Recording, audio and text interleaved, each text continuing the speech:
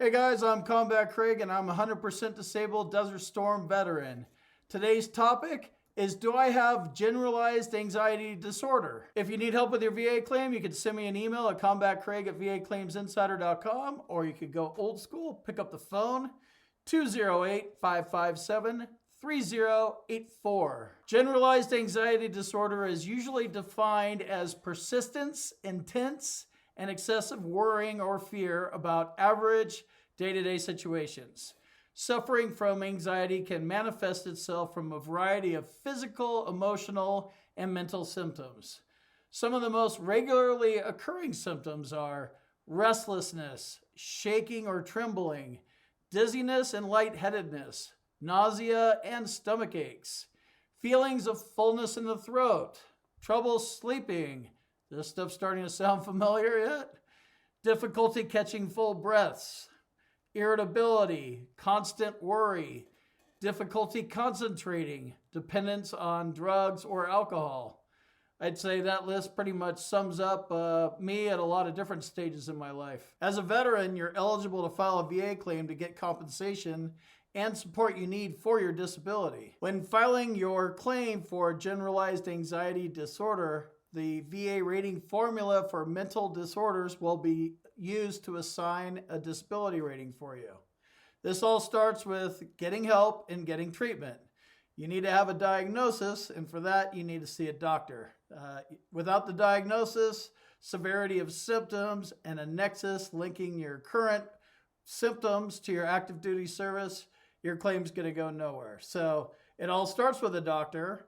He's going to help you with the diagnosis, and it's treatment. You might actually get something out of it. You might get better. I found that talking to people doesn't really make me better, but I understand why I'm such a weirdo. And then some of the medications actually work. No thanks to the VA, because they don't prescribe Xanax anymore, but I get that from a private shrink. And for me, Xanax works a lot. It's literally for anxiety. I guess it's a scheduled drug and they don't really like it too much. And I don't care about benzos too much. I self-medicated using drugs and alcohol for, 10, 15 years at least. So popping a Xanax to make me mellow out doesn't bother me at all. I don't get a hangover. It's under the care of a doctor, all that kind of stuff. So you might find some medications that work. I found one, but again, no thanks to the VA. One of the things that you will encounter after you start seeking treatment is a test of some sort. They're trying to figure out where you're at, severity of your symptoms. So I'm going to show you the GAD-7 test. I'm just going to kind of take it and walk through it so you can kind of understand my crazy brain. I'm going to answer the questions fast, but I'll explain my reasoning. And, when you're taking these tests, there's no right and wrong answers. It's just where you're at. So no need to embellish. If that's where you're at, that's where you're at. You'll take the test again in the future and you'll either be better or worse or, whatever. The goal is to find something that, lowers the score.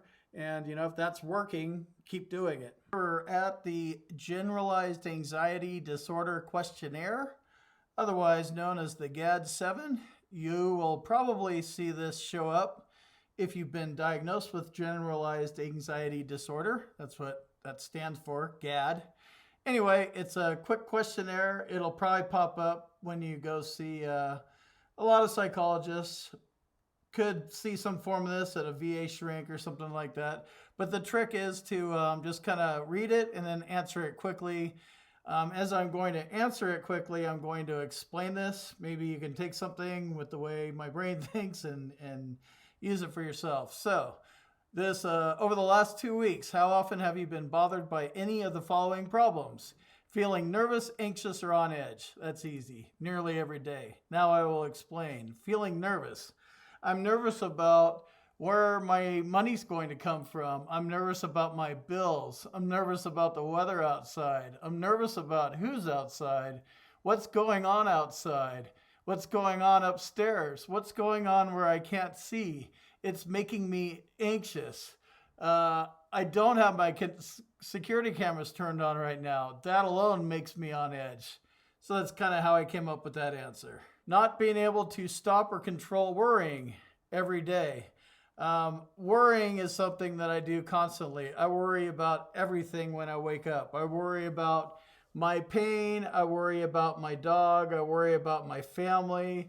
I worry about inanimate objects. I just worry about the stupidest stuff. I'm sitting there worrying about stuff that hasn't even happened yet. And I'm going through all these scenarios. And then, one thing may or may not happen, and it doesn't really matter. And then I guess that kind of goes on to this one, worrying too much about different things. I kind of already elaborated on that. I definitely worry about too many things. Trouble relaxing is another nearly every day. This is like an easy test for me. I don't relax. I'm always tense. I don't know what's going on. I don't know what the future holds. I don't know who's going to attack me. I don't know what kind of bills are going to be coming my way, how I'm going to pay them. I don't know what's going on with my neighbors. I don't know if somebody's going to drive into my house. I don't know what's going on with this virus stuff. I don't know what's going on. I got to go get food. What's that going to be like? My hypervigilance is going to be, I can't relax about anything. And I'm also an insomniac, so I don't relax and I don't sleep. But I will say that I get prescribed Xanax, and that does help. The VA does not prescribe that. Being so restless that it is hard to sit still. Again, nearly every day. If I'm the trick with me is I'm restless and I can't sit still and I can't relax. I always have to be moving. But that combined with my chronic fatigue syndrome and my chronic pain that's going on, it's really weird. So I'm restless, I can't sit still, but now I'm laying in bed and I can't move because I don't want to get out of bed and feel the pain. So it's a weird deal, laying in bed and being restless. And basically that means you just sit there and worry all the time and your sleep really gets jacked up. Becoming easily annoyed or irritable, again, every day. I get annoyed at everything. I lose my temper. This is one of the reasons why I try to stay away from people. And I'm mainly talking about inanimate objects. I get something. Toilet paper rack needs to go on the wall. Okay, this should be simple. I don't need a stud. I could just put it in with drywall anchors, so I don't need to find the stud. So I start doing it, and the spring shoots out of there, and I lose my shit, and somehow I find a hammer, and then I just beat the shit out of it or something like that. I just lose it. I'm like constantly irritable. Everything annoys me, and this is just inanimate objects. Add me into the social mixture, and people are annoying. What they do is annoying. My looking at their face, annoys me, and on and on and on. Feeling afraid as if something awful might happen. Again, nearly every day. What's going to happen? I have my security cameras not installed quite yet, but what's going on out there? Like who's going to come attack me? How are they going to come attack me?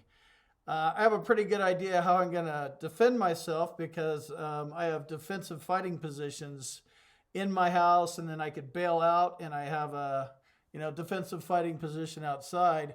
But that's just my mode. I totally think something awful is going to happen. I'm always scanning around my house, scanning around the computer, wherever it is.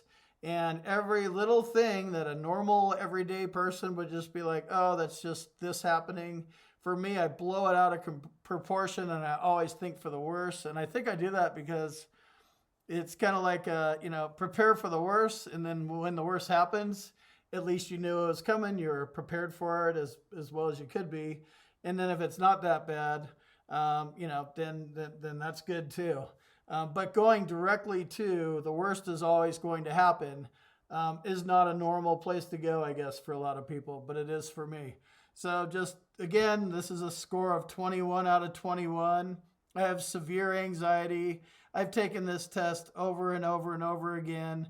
I don't even need to look at these questions and think about them, Feeling afraid. Does that happen? Not at all, no. Several days? No, every day. More than half the days? Every day. Oh, nearly every day. Perfect. So this stuff, afraid, annoyed, irritable, restless, can't relax, too much worrying, worrying about all sorts of stupid shit, feeling nervous and on edge. That's nearly every day. Like it's been like that for decades. I've been like that. So that is the GAD-7 score. I just kind of wanted to walk through it with you guys and kind of show you where I'm at, and expect to see one of these types of tests. They might have you, take it, as part of your medical record. If so, that will be used as medical evidence, most likely, if you're filing a VA claim for generalized anxiety disorder. And I encourage you to just Google it. It's called the GAD-7 test. Go see where you're at, and definitely the other part is help. Talking to somebody, talking to a shrink about this stuff. Maybe some meds will help. I really haven't had any luck with that, but I'm not going to give up on myself. Again, if you need help with your VA claim, you can send me an email at combatcraig@vaclaimsinsider.com or call me at 208-557-3084. Also, I appreciate all your support on the channel. Please hit the like button and subscribe to my channel if you're new around here. If you're already subscribed, I appreciate all your support. Without you guys, I would have nobody to talk to. And this is therapy for me, and I enjoy talking to you, and I enjoy your comments. Speaking of comments, leave one. Are you working on a generalized anxiety disorder claim, or have you already been diagnosed with generalized anxiety disorder? And if so, have you found anything that makes it better? Our back and forth in the comments will help other people that come behind us. And, that's the whole goal of this whole thing, is to help veterans. So I start the conversation, the comments start going. Hopefully somebody down the road can start getting on this stuff when they're in their early 20s instead of when they're in their 50s. So help veterans and help them when they're younger so they don't have to get their first diagnosis when they're in their 40s. With that, I'll see you in the next video.